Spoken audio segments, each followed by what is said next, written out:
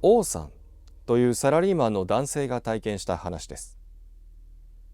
ある朝、いつものようにベッドで目を覚ました。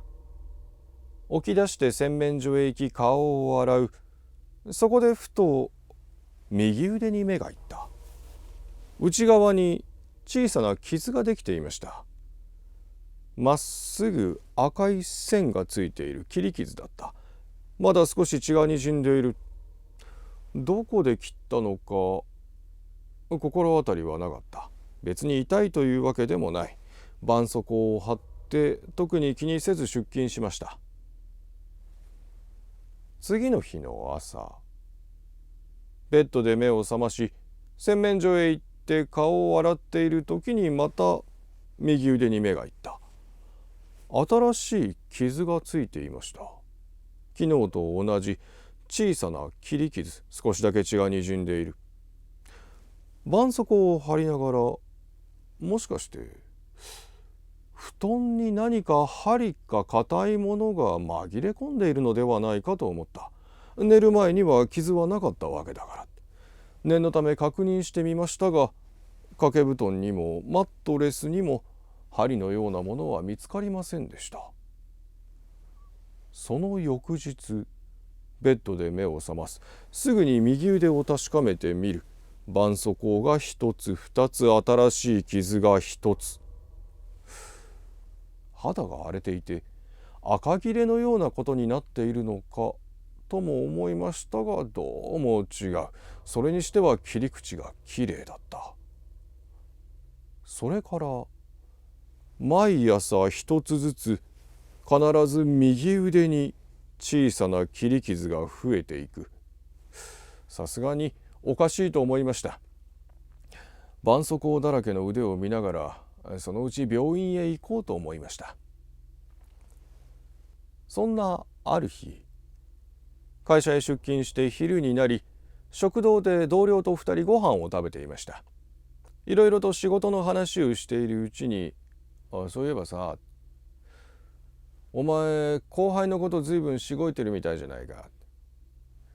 確かに同僚が言うように出来の悪い後輩が一人いて、毎日のように叱っているのは事実だった。だが厳しいとは思わない。ミスをしないように育てているつもりだった。すると同僚が、いや愚痴なのか相談なのかわかんないんだけどさ、この間その後輩の子こんなこと話しててさ、そう言って聞かせてくれたのは次のような内容だった。その後輩、夜眠ると毎晩必ず同じ夢を見る。どこかわからない場所にいて、その場所にはなぜか王さんが眠っている。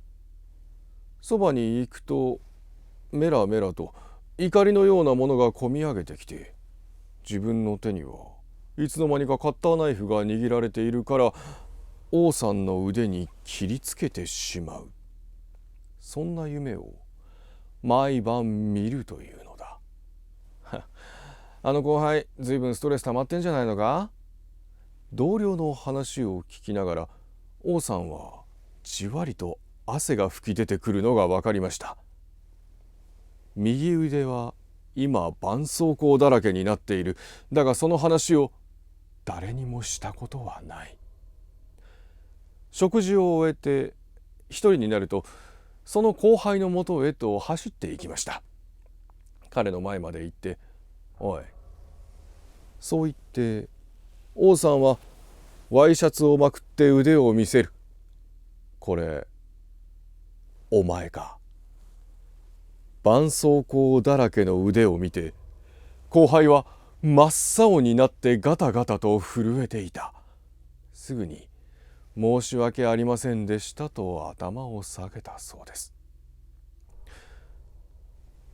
彼が夢を見たことがなぜ傷をつけることにつながったのかは分かりませんでしたが、それからしばらくしてその後輩は会社を辞めてしまった。彼がいなくなった後、使っていた机の引き出しからは歯が赤黒く錆びたカッターナイフが一つだけ出てきたということでした。